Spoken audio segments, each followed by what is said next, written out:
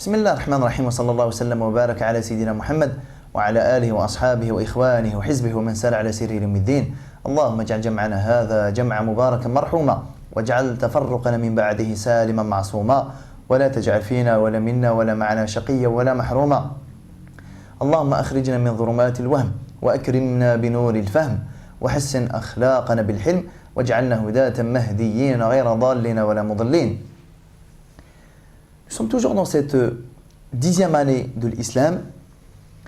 J'avais dit dans une vidéo précédente que c'était une année un peu particulière parce qu'à elle seule, elle va nous livrer des événements joyeux, des événements tristes, presque des a priori échecs, des débuts d'ouverture. Donc cette même année, elle est très riche en événements et donc en enseignements. Et on avait démarré cette 10e année par la fin déjà de l'embargo. Ça mettait un terme à ces 3 années injustes, 3 années de boycott et d'embargo qu'ont dû surmonter le Nabi sallallahu alayhi wa sallam et les Sahaba radiyallahu anhum wa ardahum. Donc déjà ça commence plutôt positivement. Ça met fin à 3 années de difficultés. Ça démarre positivement, mais tout de suite après, il y a un événement qui nous rappelle que la dunya tout entière, en fait, elle est comme ça. En fait, j'aimerais qu'on insiste sur ce point-là. Cette 10e année, c'est comme si c'était à elle seule, subhanallah, à elle seule, une photographie en termes de ressenti, en termes de nature d'événements que l'on est amené à vivre dans notre vie, comme si c'était une photographie de toute notre vie entière. Toute notre vie n'est que épreuve par le bien, par le mal. On en a parlé dans une des vidéos précédentes. Toute notre vie, soit nous sommes dans une situation d'aisance, et donc il va falloir se montrer reconnaissant et témoigner sa gratitude envers Allah subhanahu wa ta'ala, soit nous sommes dans une période de difficulté. Il va falloir montrer quoi ici? L'endurance et la patience et la satisfaction du décret d'Allah subhanahu wa ta'ala. Toute notre vie, c'est soit des joies, soit des pleurs. Tout le temps, tout le temps. Toute notre vie, c'est que ça. Et cette 10e année, subhanallah, on va dire, si on prend les 23 années qu'a duré la mission du prophète sallallahu alayhi wa sallam, la prophétie, sur ces 23 années, la 10e année, subhanallah, elle nous donne un aperçu de toutes ces variantes-là.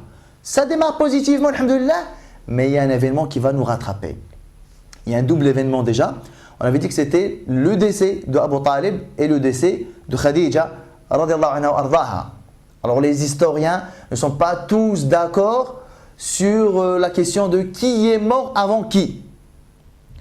Ça n'a pas beaucoup d'importance, presque pour pas dire ça n'a presque pas du tout d'importance pour nous, dans le sens où les deux événements, peu importe qui est mort avant qui, mais les deux décès sont très proches dans le temps. Ça veut dire la même période de l'année, à un mois et quelques près, les deux sont décédés. On avait parlé un peu du décès de Abu Talib, de son agonie, la visite que le Nabi sallallahu alayhi wa sallam lui avait rendue avec Quraysh, l'échange qu'il y a eu. Avant de revenir sur le après-décès de Abu Talib et le après-décès de Khadija radiyallahu anha wa ardaha, j'aimerais aujourd'hui qu'on revienne sur ce personnage-là de Khadija radiyallahu anha wa ardaha. J'en avais plus ou moins longuement parlé au moment de l'wahi, au moment du début de la révélation, le rôle exceptionnel qu'elle a joué dans le fait d'assurer le Nabi sallallahu alayhi wa sallam, d'être à ses côtés au premier moment de l'islam. Aujourd'hui, c'est comme si on clôturait un peu le CV en quelque sorte de cette grande femme, de ce grand homme, hein, dans le sens spirituel et dans le sens divin. Khadija radiyallahu anha wa ardaha, elle a été beaucoup affaiblie par l'embargo. Elle avait 63 ans dans la zone là. C'est déjà une personne avancée dans l'âge. L'embargo, il l'a affaiblie physiquement.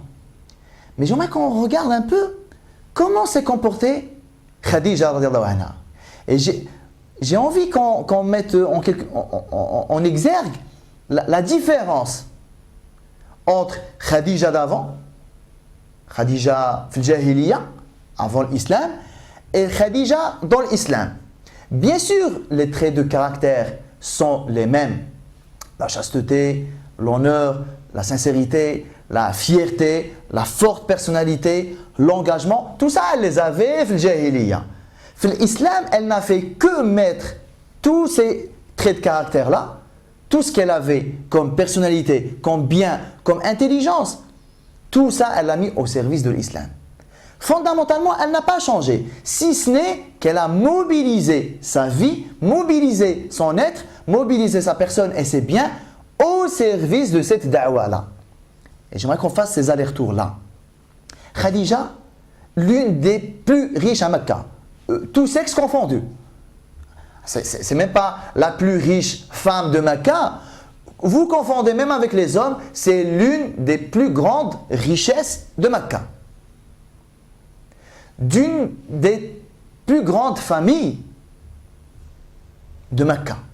Socialement, financièrement, et même indépendamment de socialement et indépendamment de financièrement, par son propre trait de caractère. C'était une femme qui s'est distinguée. Elle a forcé le respect et l'admiration des gens. Les gens, ils ne l'ont pas respectée parce qu'elle est issue de sa tribu. Elle n'a pas été respectée parce qu'elle a beaucoup d'argent. Elle a été respectée parce que c'était une personne qui avait du caractère et des qualités que tout le monde lui reconnaissait. Alors, tout ce statut social, toute cette aisance du point de vue patrimoine, du point de vue richesse. Alors on va sauter les étapes, on y reviendra après. On va voir comment elle a fini cette femme. Elle commence l'une des plus grandes richesses de Mecca. Comment elle a fini? Et on va voir qu'est-ce qui s'est passé entre son début et sa fin. Comment elle a fini? Vous savez que pendant l'embargo, Quraysh ont interdit à quiconque de procéder à des transactions commerciales avec les musulmans et Banu Hashim qui ont soutenu Nabi sallallahu alayhi wa sallam. Vous ne leur vendez rien et vous n'achetez rien de leur part. Comme ça, on va les laisser mourir de faim. Khadija, subhanallah, radiallahu anha, elle bénéficie d'un statut quand même particulier. Même Quraysh, vous savez que Quraysh, subhanallah, les ennemis de l'islam, les ennemis de Da'wa, ils avaient ça au travers de la gorge. Oui, on a envie de tuer les musulmans, on a envie de les laisser mourir de faim, on a envie de les torturer, on a envie qu'ils nous délivrent le Nabi sallallahu alayhi wa sallam, on a envie de les laisser mourir à petit feu. Non, mais pas Khadija. Khadija, on ne peut pas la laisser mourir de faim.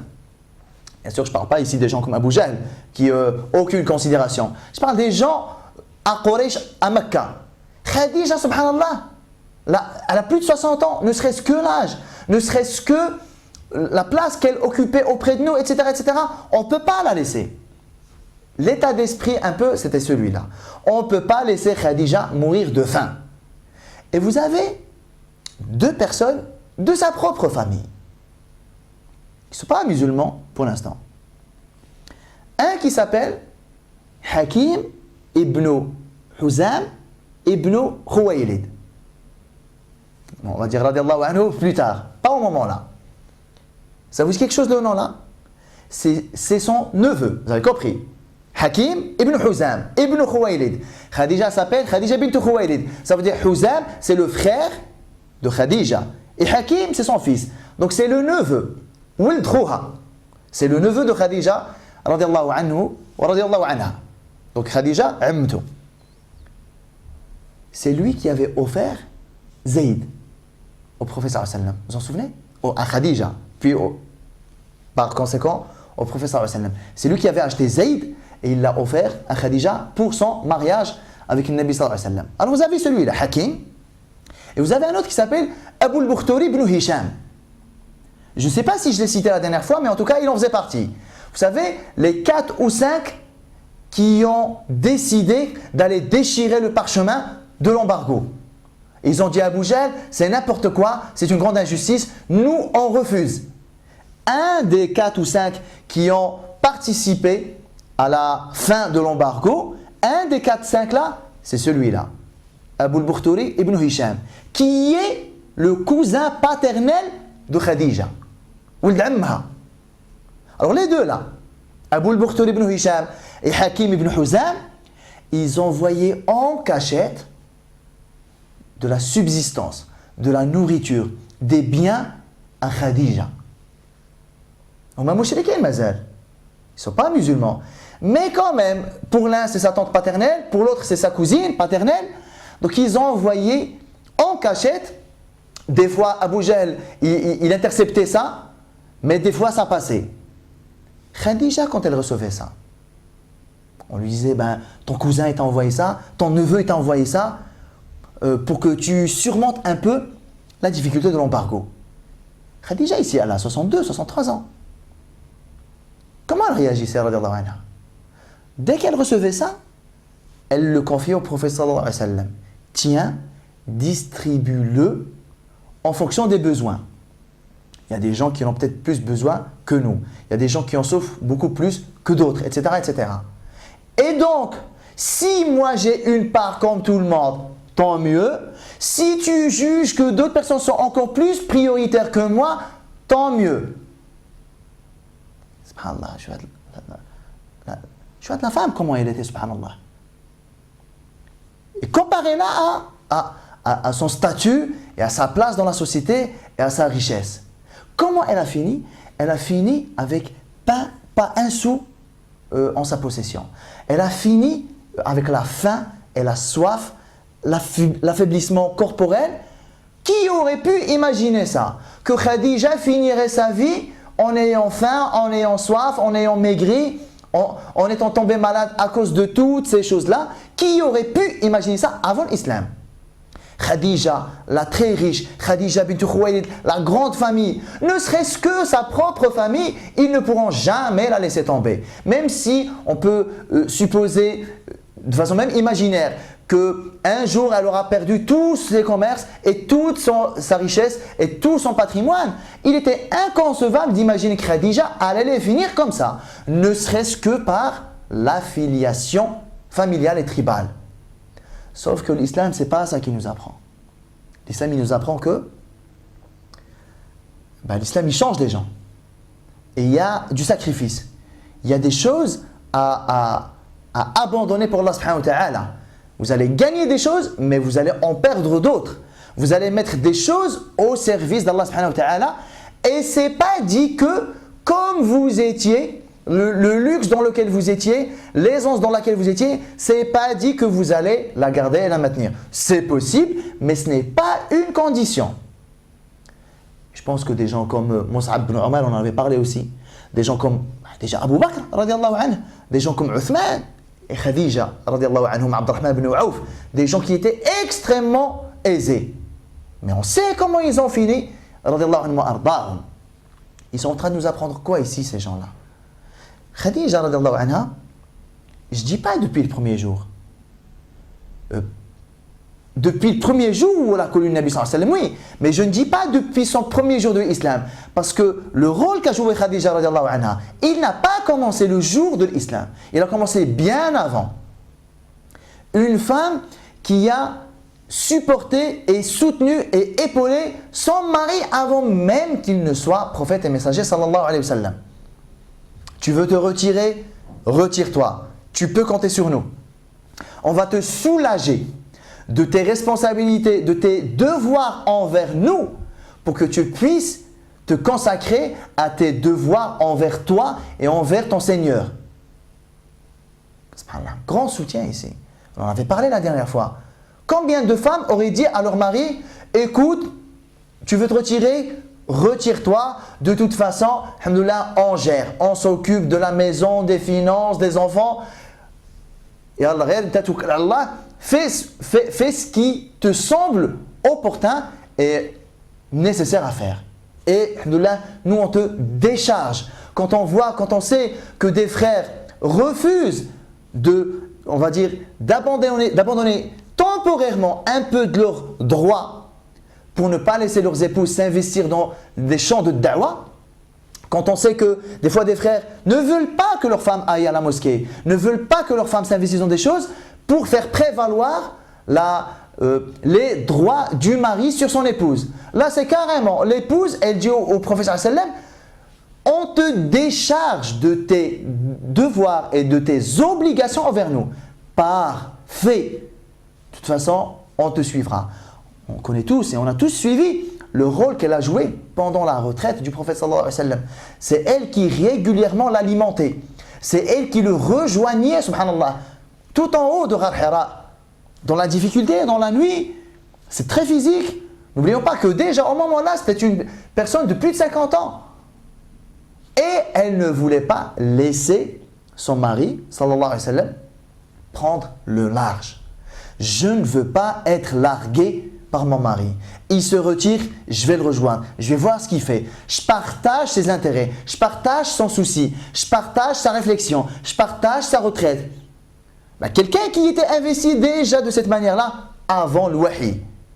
Alors comment voulez-vous qu'il ne s'investisse pas le jour où les choses sérieuses ont commencé? Et d'ailleurs, qu'est-ce qu'on voit? Que le jour, subhanallah, où les choses sérieuses ont commencé, le jour où le Nabi sallallahu alayhi wa sallam a reçu le wahi, qui était le premier à l'avoir apaisé, à l'avoir calmé, à l'avoir soutenu, à l'avoir rassuré, à lui avoir augmenté le moral? Ne t'inquiète pas, qu'Allah wallahi, la yukhzik Allahu abada. Ne t'inquiète pas. Dans une des versions, elle lui a carrément dit Inni la arjullaha an takuna nabiyya hadhihi al-umma. J'espère auprès d'Allah Ta'ala que tu sois le prophète de cette nation-là. Les premiers moments, subhanallah, les moments où peut-être vous êtes dans le doute, ce n'est pas le cas du prophète sallallahu alayhi wa sallam, mais l'enseignement général ici c'est quoi? C'est que lorsque vous avez une personne qui peut-être doute, qui peut-être hésite, elle a besoin, dans les premiers moments, elle a besoin de quoi? Elle a besoin qu'on la rassure. Ne t'inquiète pas, ce qui t'est arrivé ne peut pas être un mal. Tu es quelqu'un qui soutient les pauvres, qui est quelqu'un qui intervient pour les victimes d'injustice, quelqu'un qui honore les invités, quelqu'un qui noue et qui lie les liens de parenté. Tu ne peux pas, Allah ne peut pas te décevoir, ne peut pas t'attrister. Alors les paroles-là, elles ont résonné dans le Nabi sallallahu alayhi wa sallam. Et c'est pas fini. Al-Manshi Waraqa ibn Nawfal, son cousin à elle, radiallahu anha, et comme ça, on valide la chose. Tout de suite après, elle croit en lui. Tout de suite après, elle a mis ses biens, tout ce qu'elle possède, au service de Da'wah. C'était la maman de tous les musulmans, mine de rien, subhanallah. Tous sahaba, tous sans exception. Le sens de Khadija, c'est la mère des croyants, ce n'était pas une parabole pour eux. Pour nous, c'est parce qu'on l'a lu dans le Coran, ça. Wa azwajuhu ummahatukum. Parce qu'on l'a lu qu'on pense ça. On dit, oui, Khadija, ummul mu'minin. Mais la vérité, c'est que, est-ce que nous, on l'aperçoit de cette manière-là? Est-ce que pour nous, c'est une vraie maman, subhanallah? On nous a dit que les épouses du prophète sallallahu alayhi wa sallam sont les mamans des croyants. Voilà, c'est une information théorique ici dans les esprits qu'on nous a donnée. Mais Sahaba pour eux, c'était pas ça. D'ailleurs, il l'a considéré comme leur maman avant même ce verset-là. Le verset-là, il a été révélé dans Médine, dans Ghazwat al-Ahzab. Pendant toute la période mécoise, ils concevaient et ils percevaient Khadija radiallahu anha comme leur vraie maman. D'autant plus que pour beaucoup d'entre eux, Sahaba, leurs parents n'étaient pas musulmans. Donc ils ont retrouvé en elle cette douceur, cette affection qui, en temps normal, vous êtes censé la trouver chez vos propres mères biologiques. Mais la majorité d'entre eux, leur mère biologique était polythéiste. Donc elle a su contenir, elle a su apporter. On dit que le Nabi sallallahu alayhi wa sallam, il a été attristé par le décès de Khadija. Mais la vérité, vous croyez que les Sahaba, ils n'ont pas été affectés? Quand on dit que le Nabi sallallahu alayhi wa sallam, il a perdu l'infection et tout ce côté de soutien, tout ce côté d'épaulement, tout ce côté de ne t'inquiète pas, je suis là pour te rassurer. Mais Khadija, ça, elle le faisait avec tout le monde, subhanallah. Il y avait des Sahaba qui avaient l'âge de ses enfants. C'était vraiment la maman de tout le monde. Donc le décès de Khadija, c'était une grande musiba pour les musulmans. On sait quand on a un décès dans la famille, c'est déjà une musiba, c'est déjà une épreuve. Comme il dit Allah subhanahu wa ta'ala dans un verset. فَأَصَابَتْكُمْ مُصِيبَةُ الْمَوْتِ. Allah, il a qualifié la mort de musiba. Alors si la mort, moi, de mon père, si la mort de ma mère, si la mort de quelqu'un de ma famille, même si je suis non musulman, Allah l'a qualifié comme musiba parce qu'il y a quand même, subhanallah, un attachement. La mort de Khadija, je ne sais pas comment on la qualifierait. Ce n'est pas la mort de quelqu'un, ce n'est pas la mort d'un proche, c'est la mort du premier musulman en dehors du prophète sallallahu alayhi wa sallam. Mais imaginez le Nabi sallallahu alayhi wa sallam dans quel état il devait être. Le premier partenaire, celui qui a le premier dit La ilaha illallah, Muhammad Rasulullah sallallahu alayhi wa sallam, vient de quitter ce bas monde. Mais la mission devra continuer sans lui. Dans quel état il devait être le Nabi sallallahu alayhi wa sallam? Donc Khadija radhiyallahu anha, c'était une femme de terrain, c'était une femme de l'engagement, c'était une femme du premier jour jusqu'au dernier. Et quand on dit, lorsque Khadija, elle disait au prophète sallallahu alayhi wa sallam, doucement ya Rasulallah, doucement ya Rasulallah, parce que tu t'efforces un peu, peut-être que tu te surmènes dans tes actes et dans tes œuvres et dans ton effort de da'wah. Qu'est-ce que Nabi sallallahu alayhi wa sallam lui répondit? Laqad mada waqtu an-nawmi ya Khadija. C'est fini le temps du sommeil. Mais vous croyez parce qu'elle dormait? Elle le disait par pitié envers lui, sallallahu alayhi wa sallam. Mais la vérité, elle n'a jamais cessé de bosser, elle non plus. Hein. Pourtant, elle était son aînée de 15 années, subhanallah. C'était une femme qui n'a jamais abandonné son engagement envers le Nabi sallallahu alayhi wa sallam. Jamais, jamais, jamais, jamais, au détriment de sa vie, au détriment de sa santé. C'est son embargo qui l'a affaibli. Elle aurait pu dire, bon voilà, moi je suis déjà une vieille femme, je prends, alhamdoulilah, c'est pas grave, on verra. Engagée jusqu'au bout. Khadija radhiyallahu anha. Qu'est-ce que le Nabi sallallahu alayhi wa sallam dit à son sujet? Khayru nisa'iha, Maryam ibnatu Imran, wa khayru nisa'iha, Khadija bint Khuwaylid. La meilleure femme, ça dépend, les savants ils ont divergé ici, la meilleure femme de son époque, de sa nation, c'est Maryam, alayhi salam, et la meilleure femme de son temps, de son époque, de sa nation, c'est Khadija. Vous réalisez ce que c'est? La meilleure femme de cette nation, jusqu'à Yom al-Qiyamah. Dans un autre hadith, Nabi sallallahu alayhi wa sallam, il dit carrément, de toutes les femmes, 4 suffisent. De toutes les femmes, hein? Depuis Adam alayhi salam jusqu'à Yom al-Qiyamah. Hasbuka min an-nisa'i arba'. 4 femmes suffisent. Khadija bint Khuwaylid, il a commencé par elle. Deuxièmement, Maryam bint Imran. Troisièmement, Fatima bint Muhammad sallallahu alayhi wa sallam. 4, Asiya mra'atu Fir'aun. Est-ce qu'on réalise ça, subhanallah? Ce n'est pas une femme ordinaire. Est-ce que vous réalisez que Jibril alayhi salam, Allah subhanahu wa ta'ala, il l'a envoyé explicitement et exprès, volontairement pour Khadija radhiyallahu anha. Une fois, c'est Jibril alayhi salam, il est venu voir le Nabi sallallahu alayhi wa sallam, il lui a dit, dans un instant, Khadija va venir te voir avec des choses à manger. Dès qu'elle viendra, dis-lui que Allah lui passe salam. Et passe-lui d'ailleurs salam de ma part aussi. Est-ce que vous réalisez ça? اقرأ خديجة السلام من ربها السلام ومني وبشرها ببيت في الجنة من قصب لا صخب فيه ولا نصب. Et annonce-lui la bonne nouvelle qu'elle aura auprès d'Allah subhanahu wa ta'ala une demeure au paradis. Aucune contrainte, aucune fatigue là-bas. Ça veut dire tous les efforts que Khadija elle a fournis dans ce bas monde au service de da'wah, rassure-la. Yawm al-Qiyamah, Allah Ta'ala va la récompenser. Elle n'aura plus à se surmener pour ça. Khadija, le Nabi sallallahu alayhi wa sallam, même après sa mort. C'est connu l'histoire de la jalousie de Aïcha radhiyallahu anha. Elle a dit, j'ai jamais entendu le Nabi sallallahu alayhi wa sallam parler en bien de quelqu'un comme je l'ai entendu parler en bien de Khadija. Khadija, Khadija, Khadija, Khadija. Elle a dit, une fois, j'ai été prise de jalousie et je lui ai dit, In kanat illa ajouzan, qad abdalaka Allahu khayran minha. Ce n'était qu'une vieille femme. Allah Ta'ala te l'a substituée par ce qu'il y a de meilleur. Le Nabi sallallahu alayhi wa sallam, il lui a dit, oh Khadija, qui est meilleur que Khadija? Subhanallah. Elle a cru en moi lorsque tout le monde m'a traité de menteur. Elle m'a soutenu lorsque personne n'a voulu le faire. Et j'ai eu des enfants d'elle, radhiyallahu anha wa ardaha. Souvent, dès qu'on disait quelque chose, Nabi sallallahu alayhi wa sallam disait Khadija, kanat kada wa kanat kada. Elle était comme ci, elle était comme ça, elle était comme ci, elle était comme ça, jusqu'à ce qu'on lui a fait la remarque.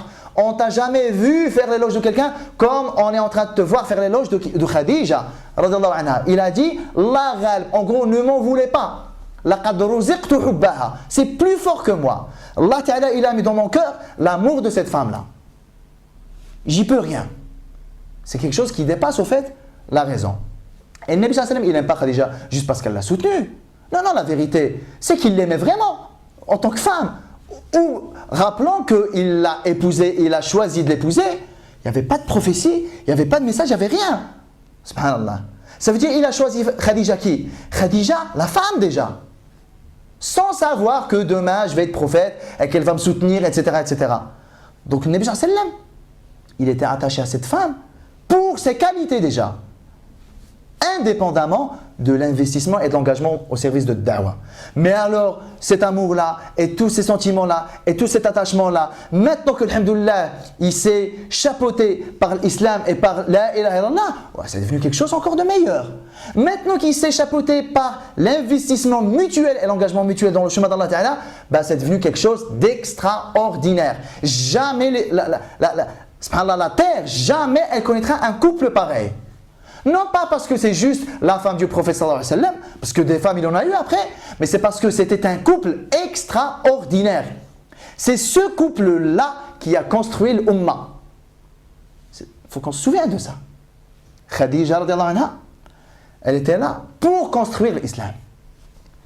La première, subhanallah, qui a cru en lui.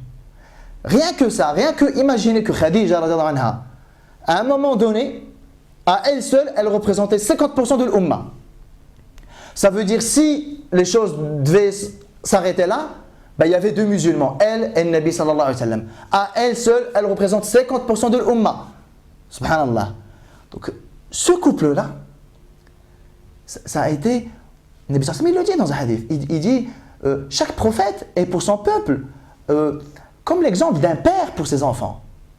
Mais l'épouse du prophète sallallahu alayhi wa sallam, c'est la maman de tous. Lorsque Khadija, elle a quitté ce bas monde, elle a rejoint la vie dernière, il y a un gros vide qui s'est installé ici.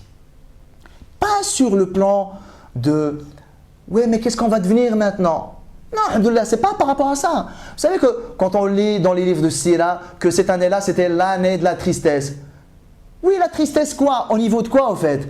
Est-ce que c'est une tristesse au niveau de « oui, mais qu'est-ce qu'on va devenir maintenant sans Khadija ?» C'est pas ça, subhanallah. C'est pas nous qui allons apprendre au professeur sallam qu'il n'y a que Allah subhanahu wa ta'ala qui compte et que Khadija ou pas, ce ne sont que des outils et des moyens et des soldats et des créatures que Allah ta'ala a instrumentalisés pour sa cause. On ne va pas apprendre ça au professeur sallallahu alayhi wa sallam. Mais la tristesse, elle vient de quoi alors? Elle vient de le vide dans le foyer. C'est pas évident, subhanallah. Lorsque vous avez partagé 25 ans, 30 ans la vie de quelqu'un, dans la même demeure, dans la même pièce, le lendemain de sa mort, vous rentrez dans cette pièce-là, il y a encore la présence de l'individu, mais physiquement il n'est pas là. C'est ce vide-là. C'est même l'absence physique, le visage qu'on ne voit plus, subhanallah. Encore nous, aujourd'hui, on peut avoir des photos de nos défunts, de nos parents, etc.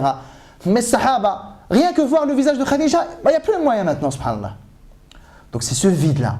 C'est un vide vraiment émotionnel et sentimental. Et pas sur le plan de da'wah, ouais maintenant qu'est-ce qu'on va devenir?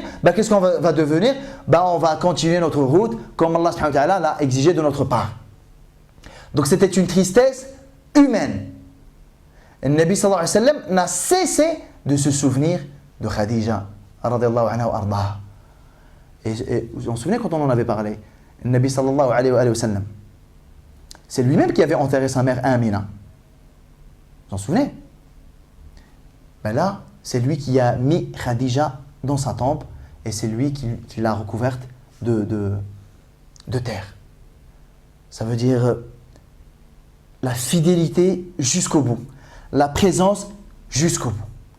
Khadija radiyallahu anha, c'est l'exemple. Vous savez, je ne sais pas vous, mais des fois vous lisez par-ci, par-là, que alhamdoulilah, les sœurs, les musulmanes, elles cherchent un modèle identificatoire dans l'entourage féminin du prophète sallallahu alayhi wa sallam. Mais la vérité, moi quand je lis par-ci, par-là et même des ouvrages sur ça, il y a une grande attention qui est dirigée vers Aïcha radhiyallahu anha. Et j'ai jamais compris au fait ça, cette prédominance de Aïcha radhiyallahu anha en tant que modèle identificatoire. Pourtant, le Nabi sallallahu alayhi wa sallam lui-même il le dit. Le premier exemple c'est Khadija. L'exemple dans l'engagement, c'est Khadija. L'exemple dans la fidélité, c'est Khadija. L'exemple dans la constance, c'est Khadija. Ça ne veut pas dire qu'Aïcha, ce n'est pas un exemple dans l'engagement. Ça ne veut pas dire qu'Aïcha n'est pas un exemple dans le service, dans le dévouement, dans le service et dans la cause d'Allah Ta'ala. Ça veut dire que Khadija, elle est la première. Et c'est d'abord elle qui a construit cet environnement-là. C'est d'abord elle qui a ouvert son cœur. C'est d'abord elle qui a ouvert sa maison. C'est d'abord elle qui a investi. C'est d'abord elle qui a constitué ce noyau de musulmans qui étaient les gens de Dar al-Arqam. N'oublions pas ça. Khadija était un acteur principal dans le sentier d'Allah subhanahu wa ta'ala. Un des premiers acteurs, si ce n'est le premier acteur, conjointement avec le Nabi sallallahu alayhi wa sallam et Abu Bakr radiyallahu anhu arda du côté féminin. Donc ce trou-là, sur le plan sentimental, ça a été une grande tristesse pour le Nabi sallallahu alayhi wa sallam et pour les musulmans, Kulhum, Sahaba radiyallahu anhu ardahum. Khadija est enterrée dans le cimetière de Al-Juhun, Al-Ma'ali comme on dit, c'est un cimetière qui est juste à côté du haram. Lorsque vous sortez par le côté Safa et Marwa, vous demandez à n'importe qui, le Juhun, c'est le cimetière où est enterré Khadija radiyallahu anha wa ardaha. Alors quiconque va au Hajj et ne pointe pas dans le cimetière là pour demander pardon à tous les gens là, demander pardon à Khadija radiyallahu anha et demander à Allah subhanahu wa ta'ala qu'il la récompense mieux que tout ce que nous on peut imaginer, alors il n'aura pas été fidèle envers le lien qui nous lie à notre maman Khadija radhiyallahu anha ardaha. Lorsque le Nabi sallallahu alayhi wa sallam dit il m'a été donné l'amour de Khadija. Il m'a été donné l'amour de Khadija. Aimer Khadija. C'est quelque chose qu'on ne peut pas décrire. Khadija radhiyallahu anha, c'est notre maman. Son engagement, il est là. Des siècles plus tard, on en parle encore. Elle est partie avant l'accomplissement de l'islam. Elle est partie avant les débuts des lueurs. Elle est partie, elle a rejoint Allah subhanahu wa ta'ala avant de voir le résultat de tous ses efforts. Mais c'est ainsi la vie. Il y a des gens qui vont observer le fruit de leurs efforts. Il y a des gens qui vont partir avant l'accomplissement de leurs efforts. Khadija radhiyallahu anha, on ne l'oubliera jamais. On espère auprès d'Allah subhanahu wa ta'ala d'être ressuscité avec elle, Yawm al-Qiyamah. On espère auprès d'Allah subhanahu wa ta'ala qu'elle soit pour nous une source de motivation, une source d'inspiration et une source d'inspiration pour nous les hommes déjà. Moi je ne parle pas de Khadija comme exemple pour les femmes. Khadija c'est un exemple pour tout musulman qui veut espérer, qui espère rencontrer Allah subhanahu wa ta'ala. Khadija c'est l'exemple pour chaque musulman qui a envie de se dévouer pour la cause d'Allah ta'ala. Hommes et femmes. Radiyallahu ta'ala anha wa ardaha. Wallahu ta'ala a'lam wa sallallahu sallam wa barak ala sayyidina Muhammad wa ala alihi wa ashabihi ajma'in. Je vous retrouve la semaine prochaine. Wassalamu alaikum wa rahmatullahi ta'ala wa barakatuh.